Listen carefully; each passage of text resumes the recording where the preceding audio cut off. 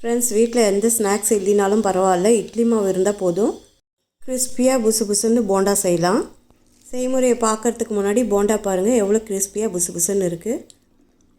அதுக்கு தேவையான அளவு இட்லி மாவு எடுத்துக்கோங்க. இட்லி மாவு தண்ணியாக இருந்தால் பச்சரிசி மாவு 1 ஸ்பூன் சேர்த்துக்குங்க. இது கூட 2 வெங்காயம் பொடியாக கட் பண்ணி சேர்த்துக்குங்க. பச்சை மிளகாவையும் பொடியாக கட் பண்ணி அதோடு சேர்த்துக்குங்க. கொத்தமல்லியையும் க்ளீன் பண்ணிவிட்டு பொடியாக கட் பண்ணி அதில் சேர்த்துக்குங்க. கருவேப்பிலையுமே க்ளீன் பண்ணிவிட்டு பொடியாக கட் பண்ணி சேர்த்துக்குங்க. இஞ்சி ஒரு துண்டியும் க்ளீன் பண்ணிவிட்டு பொடியாக கட் பண்ணி அதோடு சேர்த்துக்குங்க. ஒரு 1/2 ஸ்பூன் சீரகத்தையும் இதோடு சேர்த்துக்குங்க. இப்போ இது எல்லாத்தையுமே நல்லா மிக்ஸ் பண்ணுங்க. இதில் உப்பு தேவையான அளவுக்கு ரொம்ப கம்மியாக சேர்த்துக்குங்க. ஏன்னா இட்லி மாவில் ஏற்கனவே உப்பு இருக்கும். அதனால் ரொம்ப கம்மியாக சேர்த்து மிக்ஸ் பண்ணுங்கள்.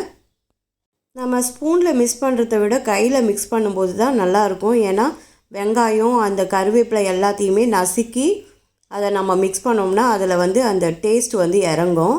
அதனால் கையிலேயே நல்லா மிக்ஸ் பண்ணிக்கோங்க. மாவு இந்தளவு திக்னஸ் இருக்கணும்.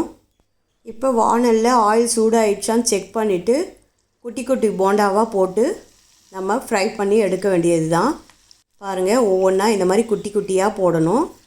போட்டுட்டு கொஞ்சம் வெந்ததுக்கப்புறம் திருப்பி விடணும், இல்லைன்னா கரண்டியில் மாவு ஒட்டிக்கும். திருப்பி போட்டு ப்ரௌன் கலராக ஆனதும் நம்ம பிளேட்டுக்கு மாற்றிட வேண்டியது தான். 5 நிமிஷத்தில் இட்லி மாவில் கிறிஸ்பியான போண்டா ரெடி ஆகிடுச்சு. நீங்களும் ட்ரை பண்ணிவிட்டு லைக் பண்ணுங்கள், ஷேர் பண்ணுங்கள், சப்ஸ்கிரைப் பண்ணுங்கள் ஃப்ரெண்ட்ஸ்.